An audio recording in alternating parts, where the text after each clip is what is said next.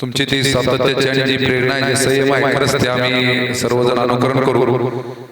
ज्यांनी all India rank 702 मिळवला, ज्यांनी घवघवीत यश घेतलं, मी कोण्या मार्गाने गेलो की ज्यांच्याकडून आपण ऐकणार आहोत, असं मी विनंती करतो की माननीय श्री सुरेश कुमार माणिकराव सूर्यवंशी साहेब यांना अशी विनंती करतो की आपण आम्हाला आपला मार्ग आणि मार्गाची वाटचाल दाखवावी, जेणेकरून माझे सर्व मुलं बंधू भगिनी या ठिकाणी त्या मार्गावरून वाटचाल करतील. अशा पद्धतीने आपण सविस्तर या ठिकाणी मार्गदर्शन करावं अशी विनंती करतो.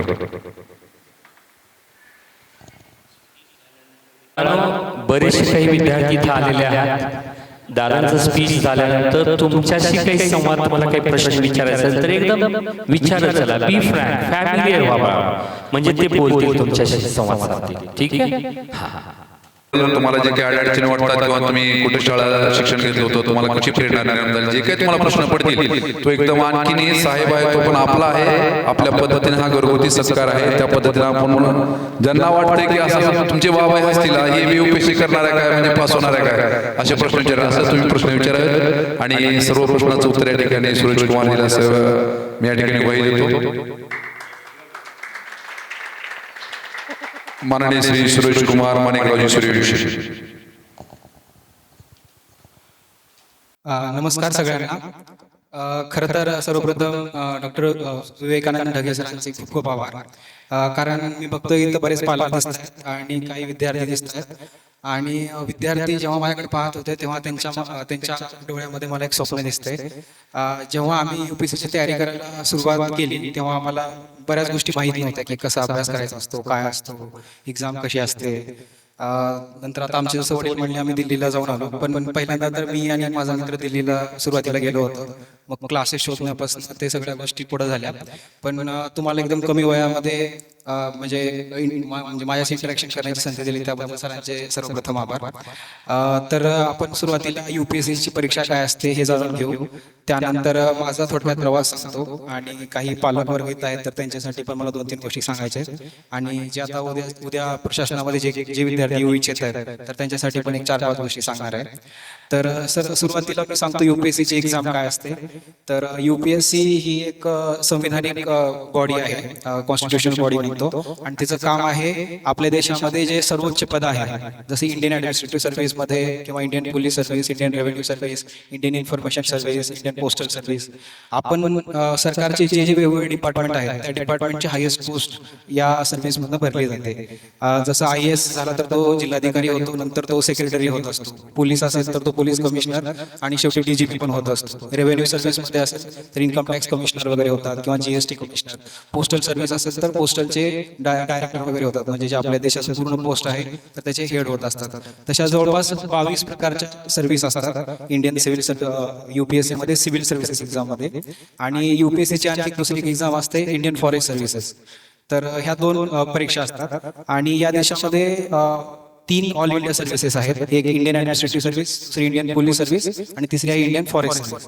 आणि याच्याशिवाय बाकीच्या ज्या 22 पोस्ट मला मी सांगितल्या, Indian foreign service, Indian revenue service, या सगळ्या सेंट्रल गव्हर्नमेंटच्या सर्व्हिस आहेत. तर ऑल इंडिया सर्व्हिस ज्या आहेत IAS, IPS किंवा IFS, आता बऱ्याच जणांना एक कळणार नाही, पण जस्ट एकदा तुमच्या कानाखालनं किंवा ह्या म्हणजे एकदा ह्या शब्द तुमच्याकडनं गेले तर तुम्हाला नंतर या म्हणजे लक्षात येतील की नेमकं काय आहे. तर या 3 सर्व्हिसेससाठी कॅडर असतं. म्हणजे जर तुम्ही IAS झाला तर तुम्हाला तमिळनाडू कॅडर मिळालं. मागच्या वर्षी माझा एक क्लासमेट आहे कृष्णा पाटील, तो सध्या तमिळनाडू कॅडरला IAS असेल तर त्याला त्याचं पूर्ण आयुष्य तिकडे तमिळनाडूमध्ये काढावं लागतं. किंवा पोलीस सर्व्हिसमध्ये आता एक माझा मित्र आहे शुभम भोसले, ओडिसा कॅडरला, तर त्याला त्याचं ओडिसामध्ये आयुष्य काढावं लागतं. किंवा इंडियन फॉरेस्ट सर्व्हिसमध्ये माझे बरेच मित्र आहेत, तर कुणाचं कॅडर मध्य प्रदेश आहे, कुणाचं छत्तीसगड आहे, कुणाचं नागालँड आहे, तर त्यांना तिथंच काढावं लागतं. पण ह्या 3 सर्व्हिस सोडल्या तर बाकीच्या सगळ्या सर्व्हिस या सेंट्रल गव्हर्नमेंटच्या सर्व्हिस आहेत. आणि त्या ट्रान्सफरेबल असतात, म्हणजे तुमची कधी पोस्टिंग दिल्लीला असते, कधी कलकत्त्याला असते, कधी चेन्नईला असते. तर ही एकंदरीत अशी एक्झाम असते. म्हणजे या एक्झाममध्ये जेव्हा तुम्ही सिलेक्ट होता तेव्हा तुम्हाला ऑल इंडियामध्ये कुठं पोस्टिंग भेटते. त्यामुळं या एक्झाममधनं पास झाल्याच्या नंतर आपली जी मुलं असतात ती ऑल इंडियामध्ये कुठेही पोस्ट होतात. म्हणजे इनिशियल फेजमध्ये बऱ्याच लोकांना असं वाटतं की IAS झाला, IPS झाला, खूप मोठी पोस्ट असते. पण जेव्हा कॅडर वेगळं मिळतं, जसं आता शुभम माझा एक मित्र IPS ओडिसा कॅडरला आहे, तर त्याच्या आई वडिलांना आता बऱ्याचदा अडचणी येतात की आता मुलगा तिकडे राहतो, आता इथं कसं करायचं. तर आई वडिलांनी हे सगळ्यात महत्त्वाची ही गोष्ट आहे की जेव्हा आपण युपीएससीचा अभ्यास करायला जेव्हा आपल्या मुलांना सांगतो तेव्हा ही आपण डोक्यामध्ये ठेवलं पाहिजे की आपला मुलगा कुठेही जाऊन सर्व्हिस करू शकतो. त्यामुळे असं नाही म्हणलं पाहिजे की बाबा आता महाराष्ट्रातच ये किंवा ह्या सगळ्या गोष्टी झाल्या. तर युपीएससीची जी एक्झाम असते सिव्हिल सर्व्हिसेसची ही 3 टप्प्यामध्ये होते. एक असते प्रिलिम्स, दुसरी परीक्षा असते मेन्स आणि तिसरी असते इंटरव्ह्यू. तर युपीएससीचा अभ्यास आपल्या देशामध्ये ऑलमोस्ट 20-30 लाख मुलं करत असतात दरवर्षी. त्याच्यातले प्रिलिम्स जे असते पहिली परीक्षा जी MCQ टाईप असते तर ती 7 ते 8 लाख मुलं परीक्षेला बसतात. आणि प्रिलिम्स मधनं फक्त 15,000 मुलं मेन्स परीक्षेसाठी म्हणजे सेकंड परीक्षेसाठी क्वालिफाय होतात. मेन्स ही रिटर्न एक्झाम असते. आता तुमच्यापैकी बरेच जण 8वी 9वी 10वीला असते. 10वीला आपण तसं पेपर लिहितो 3 तासाचे, तसं जवळपास 1750 मार्काची ही दुसरी मेन्स परीक्षा असते. आणि ह्या 1750 मार्काच्या परीक्षेवरनं तिसरी जी इंटरव्ह्यूसाठी त्या 15,000 फक्त 2,500 मुलं क्वालिफाय होतात. आणि या तिसऱ्या इंटरव्ह्यू जी प्रोसेस असते तो 275 मार्काचा इंटरव्ह्यू असतो. आणि मेन्सचे मार्क आणि इंटरव्ह्यूचे मार्क म्हणजे सेकंड एक्झाम आणि थर्ड एक्झाम या दोन्हीचं कॅल्क्युलेशन करून शेवटी फायनल रँक डिक्लेअर केला जातो. म्हणजे जी एक्झाम 7 लाख मुलं प्रिलिम्स दिले होते, 15,000 मेन्स अपियर झाले होते आणि 2,500 इंटरव्ह्यू दिले होते, ह्याच्यातनं सगळ्यात शेवटची यावर्षी 958 जणांची लिस्ट लागलेली आहे. म्हणजे 7 लाखांमधून तुम्हाला 958 मध्ये यायचं असतं आणि त्या 958 मध्ये यावर्षी मला 702 वर रँक मिळालेला आहे. तर तुमच्या लक्षात येईल की 7 लाखांमधून 958 म्हणजे 1% पेक्षा पण कमी, म्हणजे 0.000 समथिंग % मध्येच तुम्हाला आला तरच त्या परीक्षेमध्ये तुम्ही पास होता. आता माझी 702वी रँक जी आहे त्या रँकनुसार म्हणजे एका अनुमानानुसार मला इंडियन रेव्हेन्यू सर्व्हिस मिळेल. आता तुमच्यापैकी बऱ्याच लोकांना इंडियन रेव्हेन्यू सर्व्हिस काय आहे कळणार नाही, पण जे तुम्ही इन्कम टॅक्स डिपार्टमेंटची धाड पडली वगैरे ऐकता तर त्या डिपार्टमेंटमध्ये आता मी जाणार आहे. तर ह्याच्यानंतर माझा थोडक्यात प्रवास असतो. जसं आता माझ्या वडिलांनी पण सांगितलं, माझं पूर्ण शिक्षण मराठी मीडियममध्ये झालेलं आहे. फक्त 11वी 12वी सोडलं तर ग्रॅज्युएशन पूर्ण माझं मराठी मीडियममध्ये झालेलं आहे. 1ली ते 3री पर्यंत जिल्हा परिषद माकणपूर तालुका निलंगा इथं होतो. त्यानंतर 4थी ते 10वी लालबहादूर शास्त्री विद्यालय उदगीर इथं झालं, मराठी मीडियमच होतं. त्यानंतर 11वी 12वीला शाहू कॉलेजमध्ये सायन्स जनरल सायन्स माझं होतं, पण फिजिक्स केमिस्ट्री ह्या गोष्टी मला समजायच्या नाही.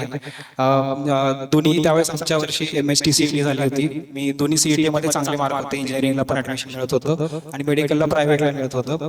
पण म्हणजे त्याच्या अगोदरच ठरवलेलं होतं की आपण सिव्हिल सर्व्हिसेसची तयारी करायची.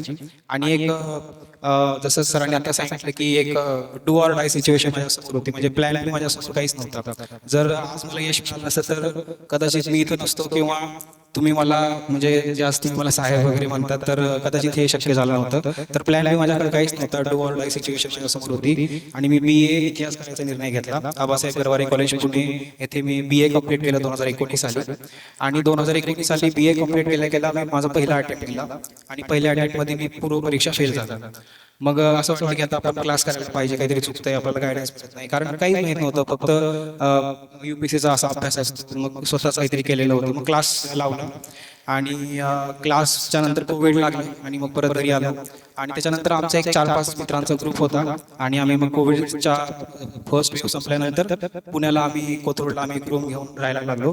म्हणजे पुण्यामध्ये बरेच जण सदाशिव पेठ वगैरे अशा ठिकाणी राहून अभ्यास करतात, पण आम्ही 4-5 मित्रांनी मग एक वेगळ्या ठिकाणी राहून आपापला अभ्यास करायचं ठरवलेलं होतं. आणि सेकंड अटेम्प्ट 2020 साली दिला, त्याच्यामध्ये पण पूर्व परीक्षा परत फेल झालं. आता काय करायचं माझ्यासमोर प्रश्न होता. तर त्यावेळेस योगायोगानं माझा एक रूममेट इंडियन पोलीस सर्व्हिसमध्ये सध्याला तो परभणीला ॲडिशनल SP आहे, सूरज गुंजाळ, तर तो माझा रूममेट होता. तो आता काही दिवसामध्ये SP म्हणून पण आपल्याकडे येईल. तर त्यानं मला चांगलं गायडन्स केलं की पूर्व परीक्षेला काय करावं लागतं काय नाही, आणि त्याच्या सगळ्या नोट्स मी लिहून घेतल्या. म्हणजे लक्षात आलं की तुमच्या लक्षात येत असेल बघा, मी 2020 पर्यंत UPSCचा अभ्यास करत होतो, पण मला राईट गायडन्स मिळत नव्हतं. आणि सूरजने मला एक राईट गायडन्स, त्याचं पण नाव सूरजच आहे, तर त्यानं मला एक राईट गायडन्स दिलं की बाबा प्रिलिम्ससाठी काय करावं लागतं. आणि मी पहिल्यांदा 2021च्या अटेम्प्टमध्ये पूर्व परीक्षा पास झालो. मग दुसरी परीक्षा असते मेन्स. मग मी परत सूरजकडे गेलो की काय करायला पाहिजे, आणि बघितलं होतं तो सोबत रूममध्ये असताना आपण अभ्यास कसा करायचा, आणि मेन्सची परीक्षा पास झाली. मग आता इंटरव्ह्यू होता. आता शुभम भोसले जो ओडिसा कॅडरला आहे, त्याचे बाबा जिल्हा परिषदला शिक्षक आहे, औसेचा आहे तो. तर त्यांना मला इंटरव्ह्यूची प्रोसेस कशी असते, इंटरव्ह्यूमध्ये काय विचारतात, तिथं बसतं सगळे क्वेश्चन त्यांना मला तयारी करून घेतलं होतं आणि इंटरव्ह्यू दिला. पण 2021 साली 15 मार्कांना माझं फायनल सिलेक्शन राहून गेलं. आता बऱ्याच लोकांना हे समजणार नाही, म्हणजे मग मला परत पूर्वपरीक्षेला जावं लागतं. म्हणजे ही परीक्षा असते UPSCची की 3ही टप्पे एकदाच पास केले तरच तुम्ही ते फायनल तुम्हाला रँक मिळाला तरच तुमचं म्हणजे यादीमध्ये नाव आलं तर तुम्हाला पोस्ट मिळते, नाही तर मिळत नाही. मग परत 2022चे प्रिलिम्स दिली, प्रिलिम्स पास झाला तर एक आयडिया आली होती की काय करायचं असतं प्रिलिम्स, मेन्स आणि इंटरव्ह्यूला, कारण राईट गायडन्स मिळत होता आणि माझे सोबतचा मित्र पण IAS IPS मध्ये लागत होते, मग त्यांच्याकडनं गायडन्स घेत होतो. आता हे गायडन्स का सांगते तर तुम्हाला थोड्या वेळानं सांगणारच आहे मी. तर 22चा अटेम्प्ट केला, प्रिलिम्स दिली, मेन्स दिलो, इंटरव्ह्यू पर्यंत पोहोचलो आणि परत माझं 22 मार्कांना सिलेक्शन होऊन गेलं, राहून गेलं. म्हणजे सलग 2 मला अपयश आले इंटरव्ह्यू पर्यंत पोहोचून सुद्धा. मग घरून आई वडील सांगत होते की ठीक आहे, काय हरकत नाही, अजून ट्राय करू शकतो. आणि 2023ला परत प्रिलिम्स दिली, परत मेन्स दिलो, परत इंटरव्ह्यूला गेलो आणि परत माझं 21 मार्कांना सिलेक्शन राहून गेलं. म्हणजे सलग 3 वेळेस मी इंटरव्ह्यू पर्यंत पोहोचत होतो. म्हणजे असं वाटायचं की आता लिस्ट लागणार, रिझल्ट लागणार आणि लिस्टमध्ये नाव येणार आणि आपलं सगळं चेंज होणार, किंवा आज मी तुमच्यासोबत उभा आहे ते 2021ला पण तुमच्यासोबत येऊ शकलं असतं जर कदाचित माझं लिस्टमध्ये नाव आलं असतं. पण ते अपयश खूप म्हणजे एका क्षणाला असं वाटत असते की तुमचं लिस्टमध्ये नाव येईल आणि तुमचं पेपरामध्ये नाव येईल किंवा तुमचं लोक सत्कार करतील, ह्या सगळ्या गोष्टी असायच्या. पण दुसऱ्या दिवशी मला परत अभ्यासाला बसावं लागायचं, कारण परत एक अटेम्प्ट मला द्यायचा होता. आता 2023ला जेव्हा माझं फायनल सिलेक्शन झालेलं नव्हतं तोपर्यंत माझे 5 अटेम्प्ट झालेले होते आणि आता माझ्याकडे एकच अटेम्प्ट राहिलेला होता. आता काय करायचा हा प्रश्न नव्हता. मग अशा वेळेस 2019ला जेव्हा माझं ग्रॅज्युएशन झालेलं होतं तर त्याच वेळेस मी 2019 ते 21 मध्ये इंदिरा गांधी नॅशनल ओपन युनिव्हर्सिटीमधनं मी MA सोशिओलॉजी केलं होतं आणि सोशिओलॉजी मध्ये माझं सेट पण क्लिअर झालेलं होतं. मग 2023 साली मग आम्ही असा निर्णय घेतला की थोडंसं थांबूया आणि ह्या मागच्या 3 प्रयत्नामध्ये इंटरव्ह्यूपर्यंत जाऊन 20-22 मार्कांचे सिलेक्शन राहून जात आहे. तर त्याचं थोडं अनालिसिस केलं आणि असं लक्षात आलं की आपण जेव्हा इंटरव्ह्यूला जातो तर इंटरव्ह्यूमध्ये रॅन्डम क्वेश्चन विचारले जातात. आता मी तुम्हाला त्याविषयी पण सांगणार आहे. तर आपण जर एखादं काम केलेलं असेल किंवा कुठे एखादा जॉब केला असेल तर त्याच्यावरती इंटरव्ह्यू गेला तर कदाचित आपल्याला बोलायला चांगले संधी मिळेल आणि चांगले मार्क पडतील असा विचार करून मी राजश्री शाहू महाविद्यालयामध्ये 2023 ते 24 या एक ॲन्युअल इयरमध्ये मी सोशिओलॉजी शिकवण्याचं काम केलेलं आहे. मग 2024-25 मध्ये आणि मग 2025ला मी शेवटचा अटेम्प्ट देण्यासाठी सज्ज झालो. म्हणजे मागच्या वर्षी 1 एप्रिलला मी शाहू कॉलेजचा राजीनामा दिला आणि परत अभ्यासाला लागलो आणि आज 1 एप्रिलला माझ्याकडे 2 पोस्ट आहेत. तर 1 एप्रिलला जेव्हा मी माझा शेवटचा अटेम्प्ट देण्यासाठी सज्ज झालो होतो, मागच्या 4-5 अटेम्प्टचा अनुभव होता. प्रिलिम्स क्लिअर केली, मग मेन्स क्लिअर केली आणि नशीब चांगली म्हणा किंवा आमचे जसं सरांनी आता सांगितलं आजी आजोबांची पुण्य म्हणा. तर 2023ला मी जो इंटरव्ह्यू दिलेला होता आणि माझं जे 21 मार्कांना सिलेक्शन राहून गेलं होतं तर गव्हर्नमेंट ऑफ इंडिया जे आपले प्राईम मिनिस्टर आहेत नरेंद्र मोदी सर, तर त्यांनी एक प्रतिभा सेतू पोर्टल लॉन्च केलेलं होतं आणि त्याचा एक उद्देश होता की UPSC मध्ये जे इंटरव्ह्यू पर्यंत मुलं पोहोचतात आणि फायनली 2-4 मार्कांना सिलेक्शन राहून जातं तर फक्त ते लिस्टमध्ये नाही आले असं ते विद्यार्थी हुशार नाही किंवा टॅलेंटेड नाही, त्यांच्याकडे तेवढे स्किल नाही असं नाही. तर अशा विद्यार्थ्यांना पण कुठेतरी संधी मिळायला पाहिजे असं प्राईम मिनिस्टरला वाटत होतं आणि त्यांनी प्रतिभा सेतू पोर्टल लॉन्च केलं आणि UPSCनं आमच्या सगळ्यांची नावं त्यांना दिली आणि अशा त्या लिस्टमधनंच जे union ministry of sports and youth affairs जे आहे, जे केंद्रीय युवक व्यवहार आणि क्रीडा मंत्रालय, तर त्या मंत्रालयामध्ये मला असिस्टंट डायरेक्टर ही पण एक ग्रुप बीचीच पोस्ट आहे. तर त्या पोस्टसाठी माझं नोव्हेंबरमध्ये सिलेक्शन झालं. तर मग मी नोव्हेंबरमध्ये ती पोस्ट जॉईन केली आणि डिसेंबरमध्ये माझा मेन्सचा निकाल लागला आणि मी मेन्स क्लिअर केली होती. आता मला यावर्षी जेव्हा इंटरव्ह्यू जाईल तर हा माझा सलग 4था इंटरव्ह्यू होता आणि यावेळेस मी आता जॉब पण करत होतो. ऑलरेडी मी 1 वर्ष असिस्टंट प्रोफेसर म्हणून सोशिओलॉजी शिकवले होते शाहू कॉलेजमध्ये, बराचसा अनुभव होता. आणि यावर्षी जेव्हा मी इंटरव्ह्यूला गेलो तर ऑलमोस्ट सगळाच इंटरव्ह्यू माझा मी असिस्टंट प्रोफेसर म्हणून जो जॉब केलेला होता तर त्याच्यावरतीच विचारण्यात आलेलं होतं की जे नॅशनल एज्युकेशन पॉलिसी 2020 जी आहे तर तिच्या अंतर्गत काय बदल होत आहेत किंवा ऑनलाईन एज्युकेशन आणि क्लासरूम एज्युकेशनमध्ये काय फरक आहे किंवा तुमच्याकडं ग्रामीण भागामध्ये जे शाळेमध्ये किंवा कॉलेजमध्ये जे विद्यार्थ्यांचं प्रमाण कमी का आहे त्याची कारणं असे म्हणजे इंटरव्ह्यू माझ्या एक्सपिरियन्सवरती भरपूर गेला आणि भरपूर बोलता आलं आणि इंटरव्ह्यूमध्ये पण चांगले मार्क आले आणि यावर्षी तुमच्यासमोर मी 702 आले जे उपस्थित झालेले आहे. तर तुमच्या लक्षात येईल की मागचे 5 वर्ष आता मी तुम्हाला या सगळ्या गोष्टी सांगतोय तर त्या गोष्टीमध्ये जसं माझे आई वडील माझ्यासोबत होते तसं माझे मामा विजयकुमार साळुंखे ग्रामसेवक आहेत तर ते माझ्या पूर्ण प्रवासामध्ये सोबत होते. त्यांना या सगळ्या गोष्टी रिलेट होत असतात. बाकीच्या तुम्हाला तेवढ्या गोष्टी समजणार नाहीत, पण माझा मामा सोबत होता. तर जेव्हा हे सिलेक्शन झालं, तर म्हणजे म्हणजे मागचे 5 वर्ष जेव्हा मी फेल होत होतो, पण मागच्या 6 महिन्यामध्ये माझी ही दुसरी ग्रुप बीची पोस्ट आहे.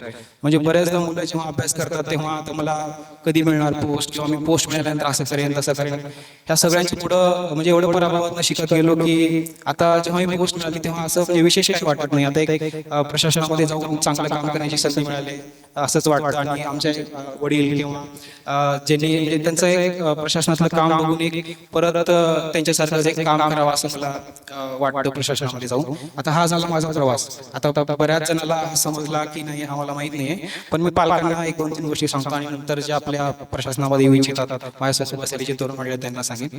तर पालकांना माझं एवढं सांगणं आहे, 3 गोष्टी आहेत. पहिलं तर जसं मी प्लॅन बी कधी रेडी केलेला नव्हता, पण 2023ला मला जेव्हा फेल्युअर येत होते तेव्हा माझा प्लॅन बी ऍक्टिव्हेट केला. सेट नेट क्लिअर झालं होतं, असिस्टंट प्रोफेसर झालं होतं, CHV वरती काम करत होतो, फुल टाइम जॉब होता, पर लेक्चर बेसिसवरतीच पैसे मिळायचे.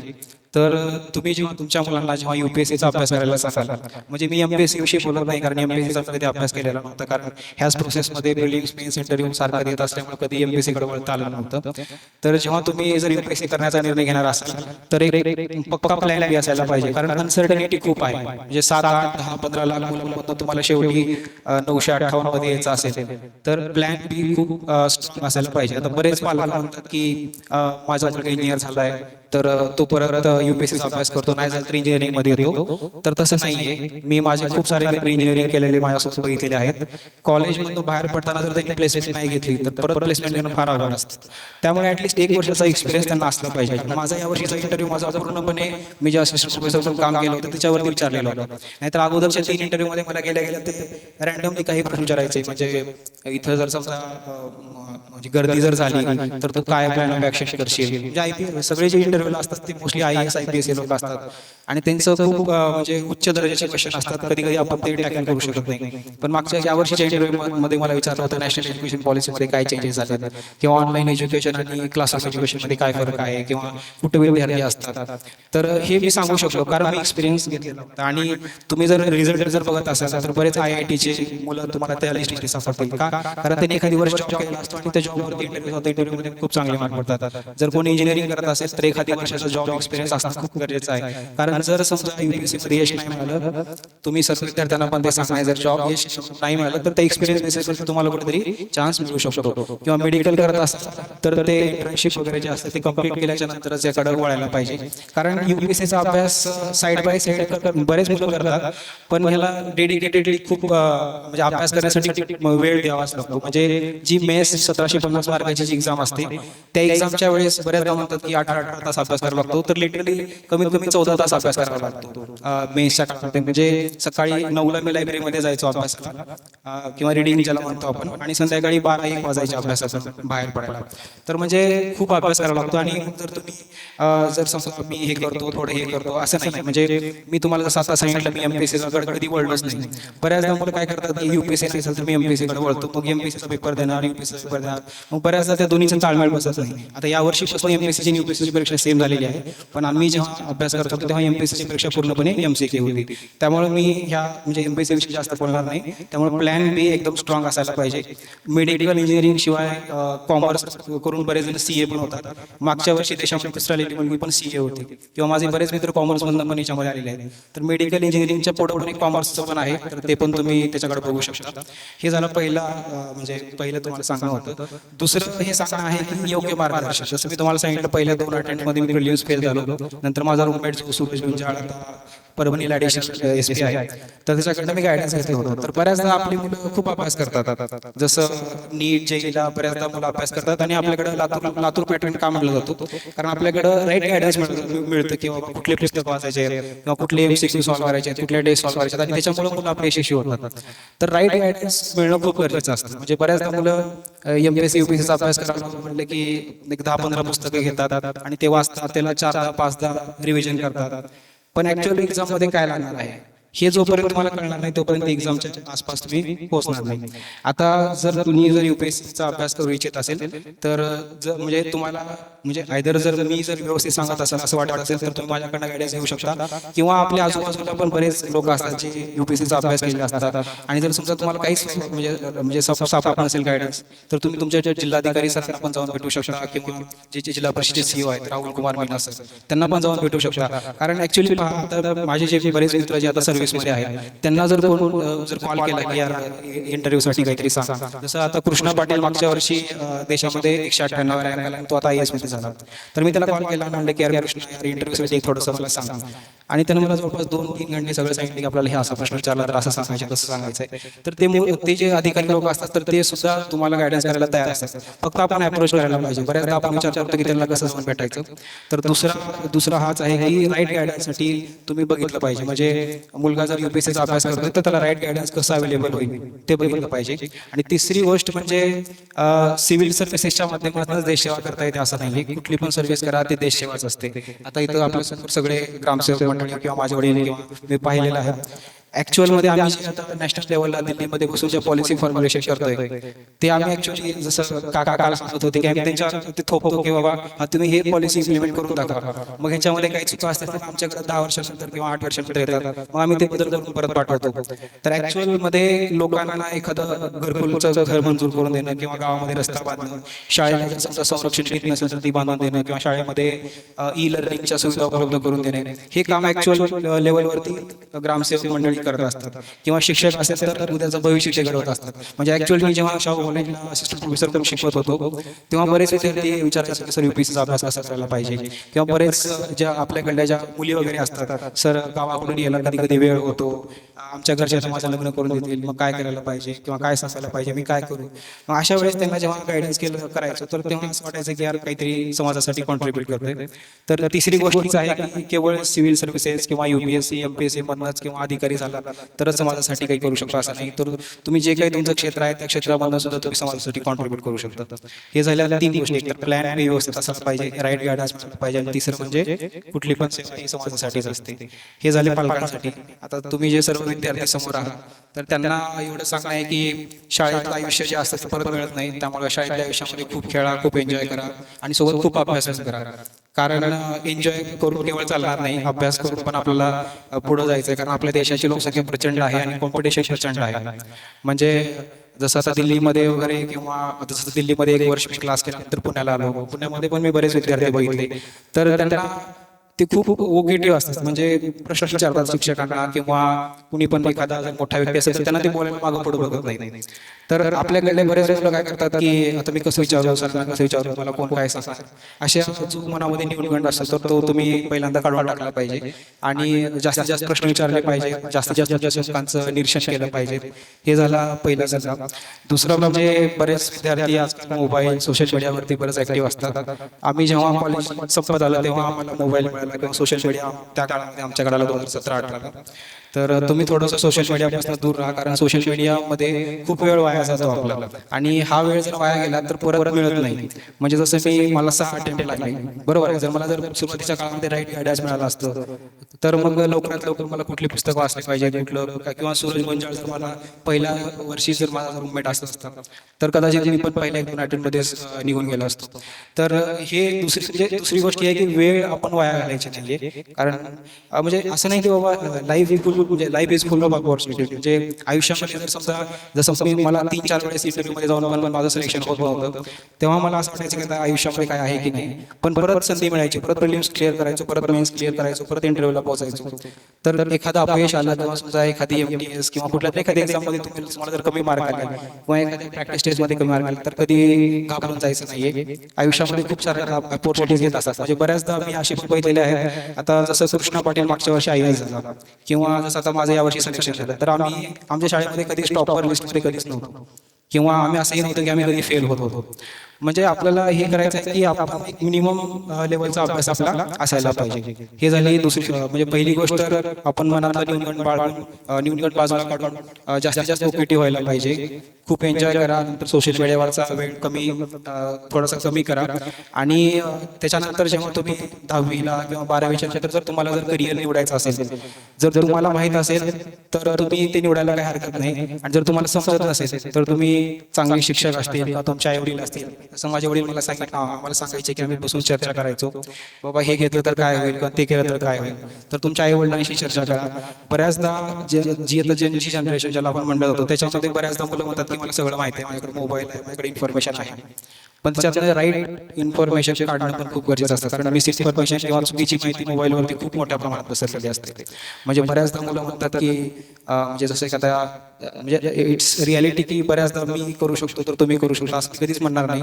कारण प्रत्येकाची परिस्थिती खूप वेगळी असते. आता माझ्या घरामध्ये माझे आई वडील शिकलेले होते, त्यामुळे त्यांनी मला फुल सपोर्ट केला. पण आता माझ्यासोबत बरेच माझे मित्र होते ज्यांच्या आई वडील शेती करायचे किंवा ज्यांच्या घरामध्ये जर आता पास नाही झालं तर आता उद्या काय करायचं ह्याचे बरेच इश्यू असायचे.